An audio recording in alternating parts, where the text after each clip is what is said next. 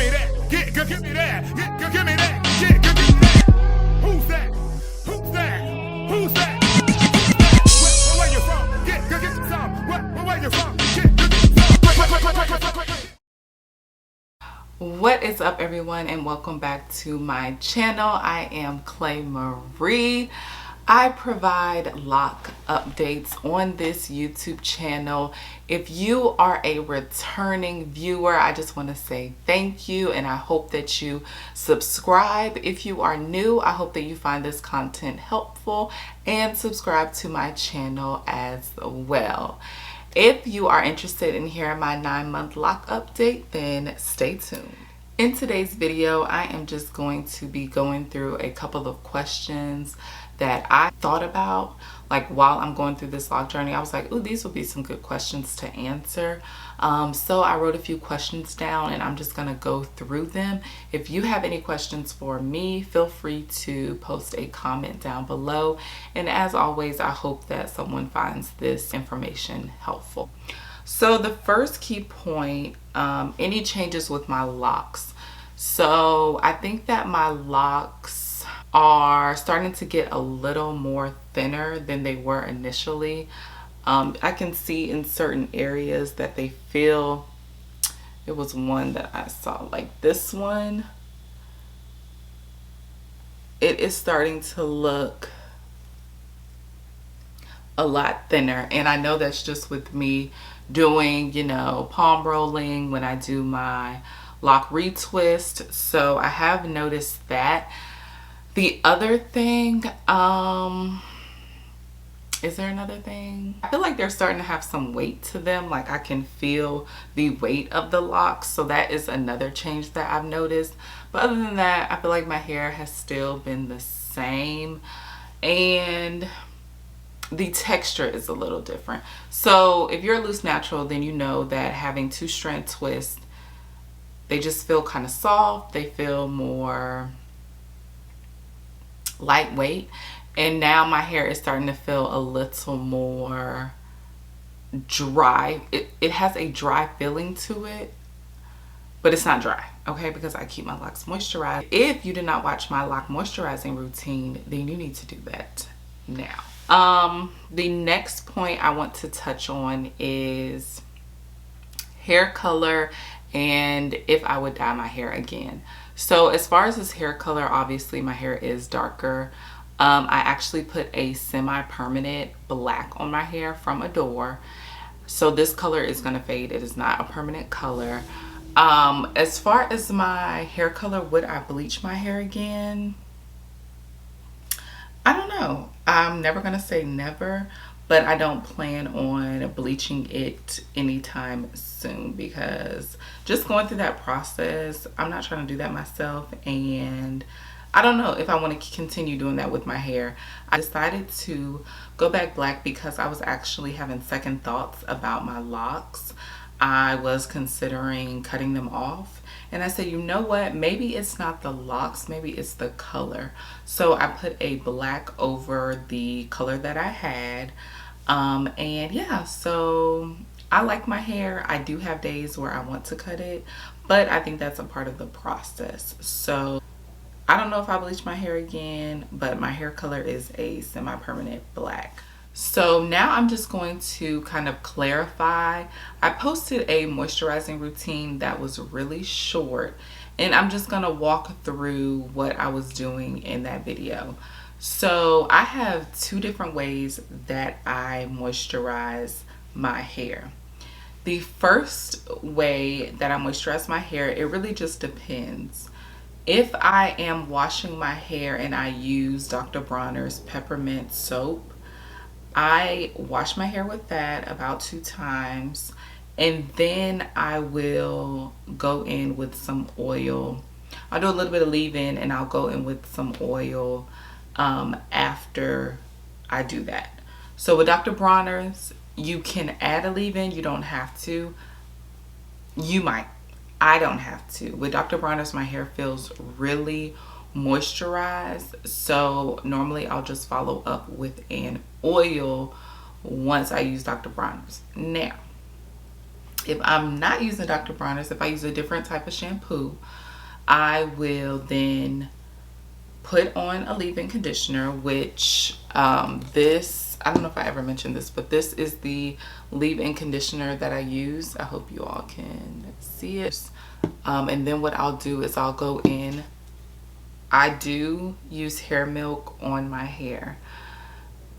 Your routine is your routine, and it may not be for everyone, but I do use a moisture milk, and this is the Camille Rose Moisture Milk. I love it. It makes my locks softer, but not like too soft to where they're gonna come out. But I didn't start doing this until like 7 or 8 months into my lock routine. I didn't start adding moisture milk, so that's just a FYI. And then I go in with some jojoba oil. I got this from Amazon. I'm using a different shampoo other than Dr. Bronner's. I will follow up with these steps: moisture milk, leave-in, moisture milk, and then oil. And that lasts me anywhere from 7 to 10 days. After I do that process, I do spray my hair daily. I'll spray my hair just to get it back moist, because I just don't like waking up and walking out with my hair being dry. I'll just lightly spray it and I'll go on about my day. But yeah, I just wanted to clarify that. If you all had any questions, or if you still have questions, just post a comment down below and I'll be sure to explain it a little bit better. As far as product buildup, I haven't really noticed any product buildup. I try to take care of my hair. I try not to add a lot of product, or if I do add product, I try to make sure it's the same products and not anything new. But when I first started using the moisture milk, I paid attention to my hair to see if there was going to be any buildup, or if my hair wasn't going to react well to it, because I did use it as a loose natural and it worked great for me. However, I didn't know how it was going to work with having this new hairstyle.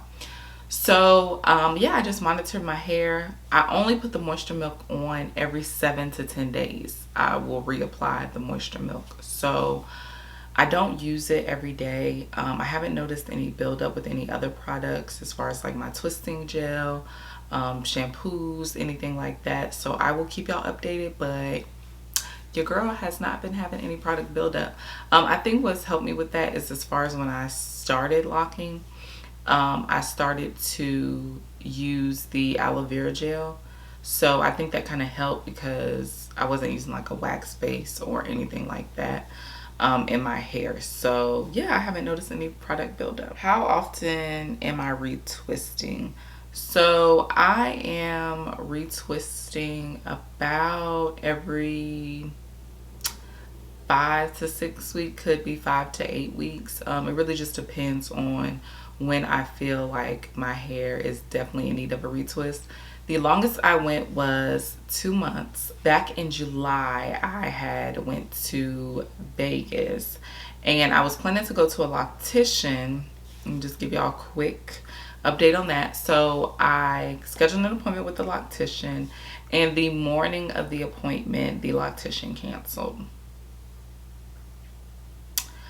Yeah, so it really doesn't matter. I was able to get my money back after going back and not really going back and forth, but really just annoying the loctician. I don't know what was taking her so long.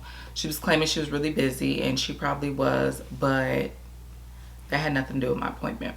But the crazy part is, like, the night before, my intuition was just like, if this appointment gets canceled, don't get upset. I just had a feeling. I was like, I'm not going to be surprised if this appointment gets canceled. Like, for some reason, every time I book, and I hate to say, with a black professional, especially when it comes to my hair, something always happens with my appointment.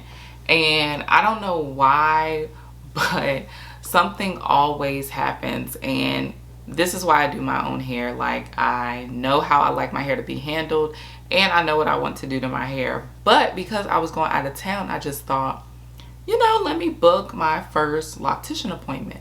That didn't happen. Appointment got canceled. It is what it is. But yeah, so as far as retwisting, the longest I had waited 2 months because I knew I was going to a loctician. But I ended up doing my hair anyway. But I was happy I waited that 2 months because it just showed me I didn't have to retwist my hair anymore as often as I was doing it.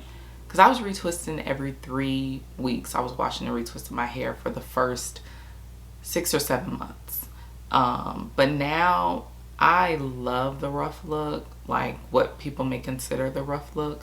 So I'm going to try to stretch it out probably another 2 months. I think the last time I retwisted my hair was like on the 13th of August, something like that. So I'm going to try to wait at least 2 months before I do my hair. Any regrets? Hell yeah. I don't regret locking my hair. One regret that I did have was kind of how big my locks are looking to me. I wanted them a little smaller, so I kind of regret not making them smaller. I'm gonna say this is a regret, but I want to explain. So as far as bleaching my hair, I regret how quickly I did it. I wish I would have waited until my hair reached a little length before I bleached my hair, but I don't regret doing it. But I do wish I would have waited. I definitely wish I would have waited. Once this color fades, I don't know if I'm going to go back to the color or just dye my hair back black. I think black looks good on me. The color was kind of patchy. It was kind of giving me that ombre look, and it wasn't bad, but I just like a more uniform look, and I feel like that's what black gives me. But other than that, I don't have any regrets. I don't regret going through this process. I feel like it's shown me who I am, who I truly am, because there are days that my hair isn't done and I don't feel good or feel like I can do anything with my hair. So it's truly made me look in the mirror and look at who I am as a person, and you know, whether I have hair or not, this is me. Like, this face isn't going to change. So it's just been teaching me a lot of self-reflection, and I'm really happy with the process. 9 months has been a journey. This month really, I say that in every video, this has been a journey, but it truly has been a journey. And this month was the month of really deciding if I was going to move forward, because I was so close, like scissors in hand, to cutting my hair off. But then I thought, but then what? You cut it and you still, unless you cut it extremely low, and I wasn't going for the extremely low look, but it was going to be low.